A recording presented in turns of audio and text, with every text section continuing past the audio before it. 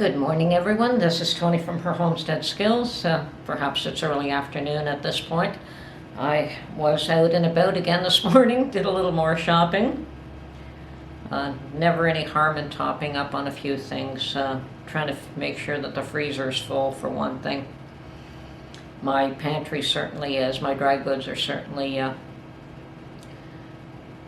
topped up, and so is most of my canned goods. As a matter of fact, Mark was surprised to find that we had lots of cans of tuna, and I said, yep, I told you that we had them, and go ahead and open them up and use them. Anyway,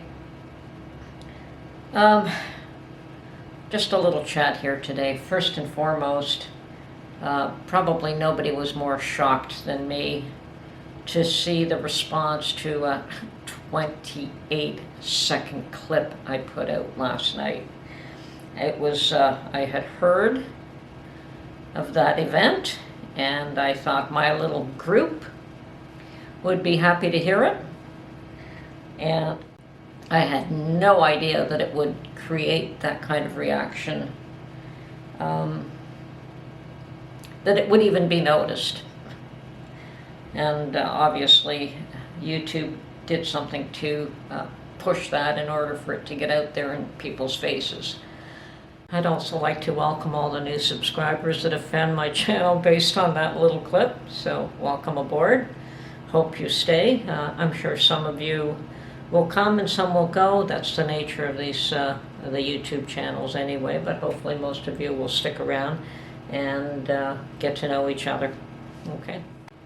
Yes, of course I was thrilled that it was rescinded. Anyone who was gleeful that the Emergencies Act was enacted have no idea what they're dealing with.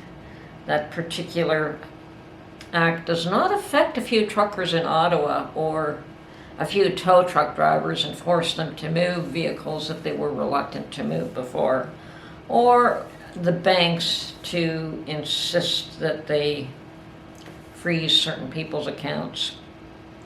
It actually pertains to every single individual in Canada, whether they would admit it or not. It may be a fact that it was rescinded because the Senate would not approve it. Good. And yes, I have read something from one of the members of the Senate who said he's decided to vote against the motion to authorize the continuance of the state of emergency out of concern for the lack of judicial oversight in the freezing of assets. So it was in place, and just for those that aren't aware of it, the minute it was enacted, it was valid. And it did take support from members of Parliament to continue it, but then it had to go through the Senate as well. So it did pass. So this member of the Senate also stated that in his view, the order is currently drafted as a clear violation of Section 8 of the Canadian Charter of Rights and Freedoms, which reads, "Everyone has a right to be secure against unreasonable search and seizure." So, all these frozen bank accounts immediately started to become unfrozen. And I watched yesterday, which is considered mainstream, through an interview, and it was stated clearly that all the bank accounts that have been frozen based on that order were in the process of being unfrozen. Now, if that statement is correct, that everyone has a right to be secure against unreasonable search and seizure, so the seizing of bank accounts or the freezing of them, and the seizing of trucks, although it's not been stated, I suspect that the trucks that have been seized will have to be given back. So, interesting state of affairs. Now, for a lot of people, just because I focus on events of the current day doesn't mean I am a political person. I'm not. I don't want to trash any particular member of the government. I may have my opinions and I may have but trashing them openly is of no interest to me. I have not prevented people from trashing anybody that they want on my channel. I couldn't prevent them if I wanted to, and I do believe they have the right to freedom of speech. Now, YouTube does automatically filter out certain things that they deem not acceptable, inappropriate, and I do have the option to approve and let them go through or not. Unfortunately, with over 1,300 comments, I'm not going to go through all of them. I did go through a couple, but no. The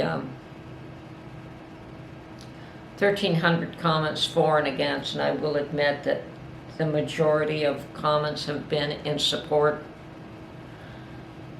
and supporting removal of the Emergencies Act is just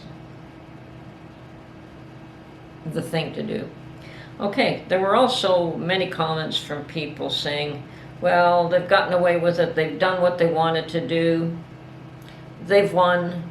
Others say, no, the truckers have won. Well, from my perspective, everyone's won and everyone has lost. So there are gains and there are losses, for sure, on all sides. And there are continuing repercussions and fallout that will happen from all of this. It's a no-brainer that it would have been wiser to prevent this from occurring in the first place. Okay, so there was also another, quite a number of comments on the fact that the truckers have won nothing, that the mandates are still in place, and while it's true that the mandate that was put in place by the federal government that initiated this whole response about cross-border moving goods across the border and having to quarantine for 14 days, I don't believe that one has been removed. But most of the mandates were implemented by the provinces and not by the federal government. Certainly there are others that are implemented by the federal government, but the provinces have been quickly removing mandates. Quebec was going to, for those that don't know, they were going to tax the unvaccinated. They quickly pulled that one and have decided that they will end all their mandates. I believe it's by mid-March. The Ontario government has also pulled a lot of their mandates and will continue to very quickly remove the rest of them, and so on and so forth. I think that, was it perhaps Saskatchewan that was the first to drop all their mandates? So little by little, the provinces are dropping their mandates. That is a big win. I don't think it's the end of anything here. I think it's just the beginning. Okay, there were also rumors swirling around that perhaps there was a run on the banks, and that was the cause of the change. Now, that also could have been a factor, who knows? We know that the banks were mysteriously offline for about 2-3 hours. Whether they were hacked or whether they were trying to prevent a run, no one knows, no one's stating. Okay, well, I did stop by the bank this morning and I didn't see a run on the banks, and if that was occurring, it would have continued to occur. So everything seems to be running smoothly. But there's no doubt that just the idea that the government could freeze every individual in Canada's bank account, should they choose to do so, could have created quite a panic and quite a stir within that sector. So, who knows if that was a factor? Well, only the people involved know for sure. Anyway, interesting times, interesting times. I am pleased that the Emergencies Act has been rescinded.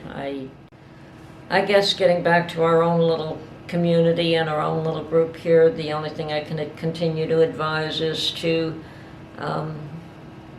do what you can to prepare for hard times ahead today. I've heard that even this Russian-Ukrainian incident is going to affect us financially here in the West, that both Canada and the US apparently do buy oil from Russia. Strange. Apparently Canada's got like 1/3 of the third largest reserves of oil in the world, and yet we're buying oil from Russia because we don't want a pipeline. Okay, so things may need to change. Okay. Let's end this on a happy note. And I'm really not trying to turn my little channel here into a political discourse. People are free to state their opinions. That's not a problem as long as it doesn't get ugly. YouTube will flag you if you get ugly anyway, so I don't have to do it. I have seen a couple of insults directed at me. So what? It rolls off. Yes, prepare. Continue to prepare. Continue to keep an eye out on what's happening.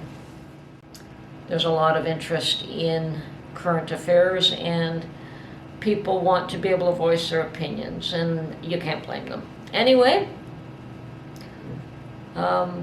hopefully everyone understands that it's better to talk than it is to fight. So, this is Tony from her Homestead Skills. Bye. We'll catch you on the next one.